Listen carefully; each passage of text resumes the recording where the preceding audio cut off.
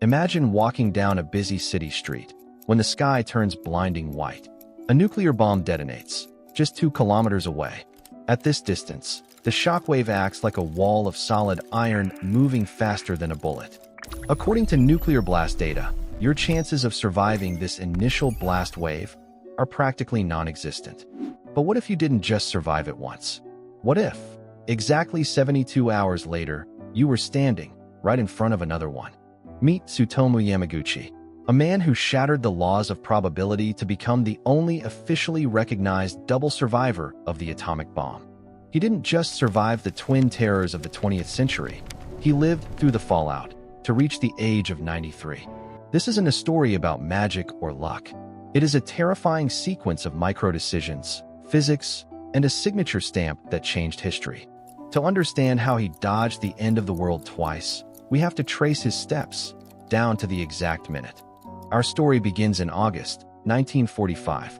World War II is reaching its bloody, exhausted climax, and the Japanese mainland is under constant siege. Yamaguchi was a young marine draftsman, working for the industrial titan Mitsubishi Heavy Industries.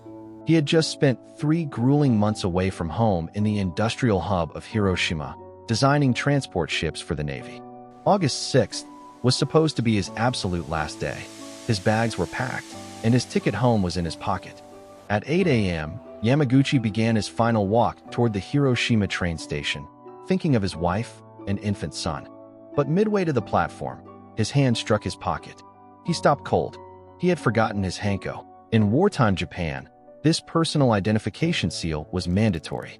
Without it, boarding the train was legally impossible. He turned around.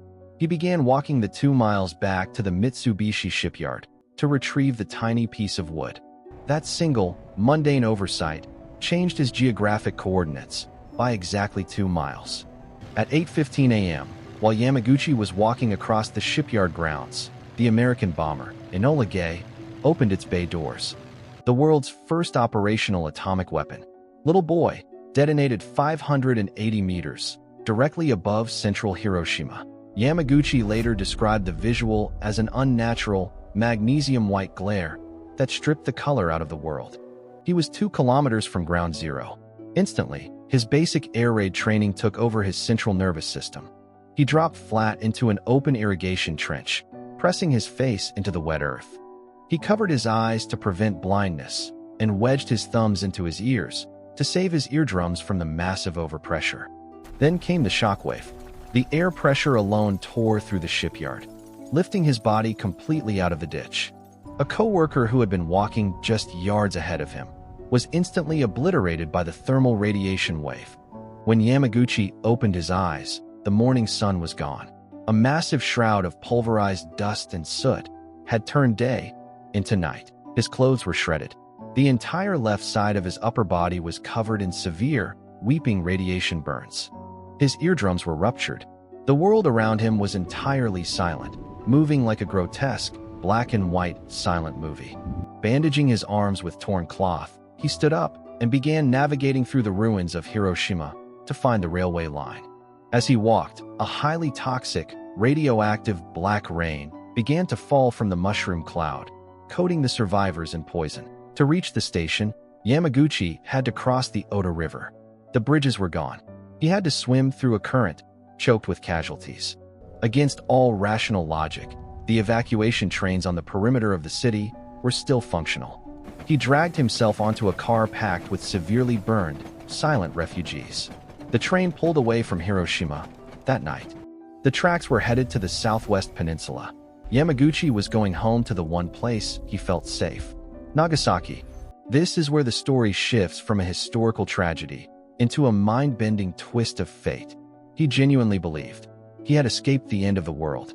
On August 8th, Yamaguchi stepped off the train in Nagasaki. The air was clear, the buildings were standing, and life was perfectly normal. He fell into the arms of his wife, Hisako, and his young son, Katsutoshi. They looked at his burns, in complete horror. A local doctor bandaged his upper body from hip to neck, treating the severe thermal wounds he had carried from Hiroshima. Now look at the morning of August 9th, exactly 3 days after the Hiroshima blast. Despite his severe injuries, Yamaguchi reported to the regional Mitsubishi office in Nagasaki.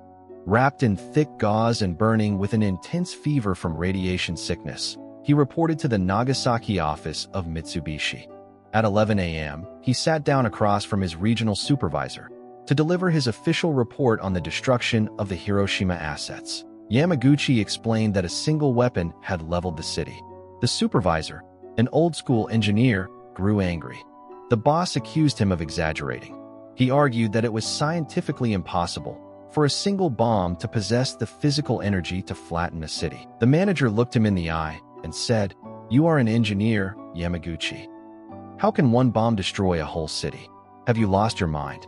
At that exact microsecond, as the word impossible left the manager's mouth, the horizon outside the window vanished. At exactly 11:02 a.m., the American B-29 bomber, Boxcar, dropped the Fat Man plutonium bomb over the valley of Nagasaki. Yamaguchi later stated his immediate, surreal thought. The radioactive cloud from Hiroshima had tracked him down across the mountains. While the thermal heat wave disintegrated everything outside, the thick walls acted as a kinetic shield, absorbing the direct flash. The shock wave blew the windows inward, filling the air with thousands of glass needles, and throwing Yamaguchi to the floor. Crawling out from under his collapsed desk, Yamaguchi found himself alive for the second time in 3 days. He ignored his bleeding cuts and ran out into the blackened streets of Nagasaki. His only thought was his wife and son. He was 3 kilometers from the epicenter. The valley was an inferno of burning wood and falling ash. When he reached his neighborhood, his home was gone. It had been reduced to a heap of kindling by the blast wave. Through the smoke, he spotted his wife and son. They were scratched and terrified, but completely intact. But how did they survive when their entire house collapsed? The answer is an unbelievable biological paradox. Earlier that morning, his wife had gone out to find medicine, specifically to treat his Hiroshima burns. She had walked further up the valley, toward a hillside air raid tunnel shelter. Look at the timeline. The severe injuries he sustained in the first nuclear blast are the exact, direct reason his family survived the second one. For the next week, the Yamaguchi family lived inside the damp hillside shelter while the fires of Nagasaki burned themselves out. On August 15th, Japan officially surrendered, ending the war. But for Yamaguchi, a new, invisible war had just begun inside his cells. The double dose of ionizing radiation began to destroy his immune system. His hair fell out in clumps, and his high fever returned. For months, he lay wrapped in fresh bandages, unable to eat solid food, hovering between life and death as his skin slowly healed.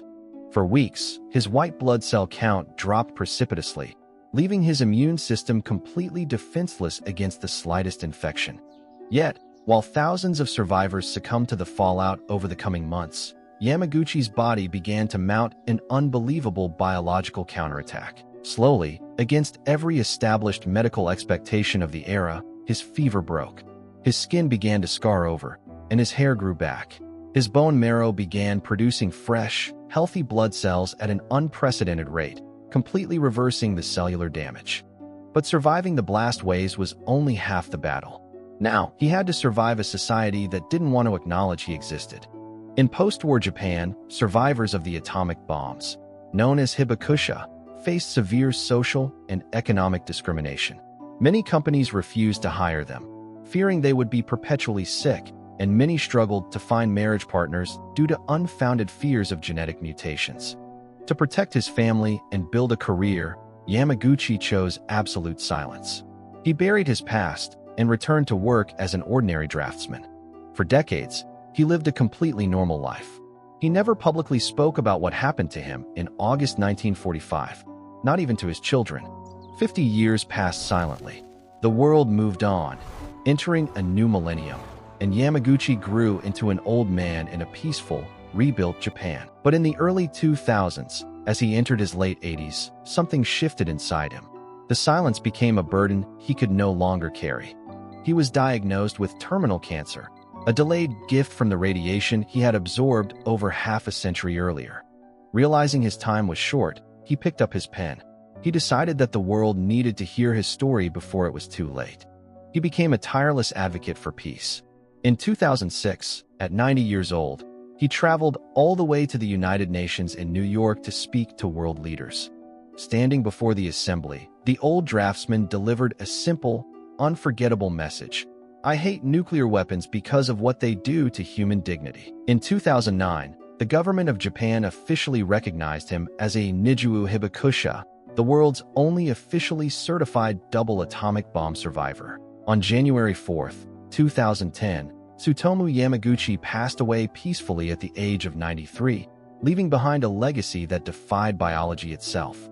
He survived the impossible twice, proving that while human weapons can destroy a city in a microsecond, the human spirit can outlive the fallout for a lifetime. Following his death, Yamaguchi's message exploded globally. Translators and human rights organizations carried his testimonies across continents. Biographies and political science textbooks around the world began dedicating entire chapters to his medical anomaly and his message of peace. His story eventually caught the attention of Hollywood. In the final weeks of his life, acclaimed director James Cameron traveled to Japan to meet him personally. Cameron planned a major feature film documentary to immortalize Yamaguchi's survival, ensuring his story reached a massive modern cinematic audience. Today, international peace foundations carry his legacy forward, using his precise survival data to educate future generations on structural resilience. Tsutomu Yamaguchi didn't just survive 2 nuclear blasts because he was lucky. He survived because his purpose was bigger than the weapons. His life is absolute proof that even against the most devastating technology ever created by mankind, life will always find a way to endure. Leave a comment below with your thoughts on Yamaguchi's incredible journey, and share this video with someone who needs to hear it today. If you believe that human resilience is stronger than any obstacle the world throws at you, hit that subscribe button right now. Thank you for watching, and I will see you in the next deep dive.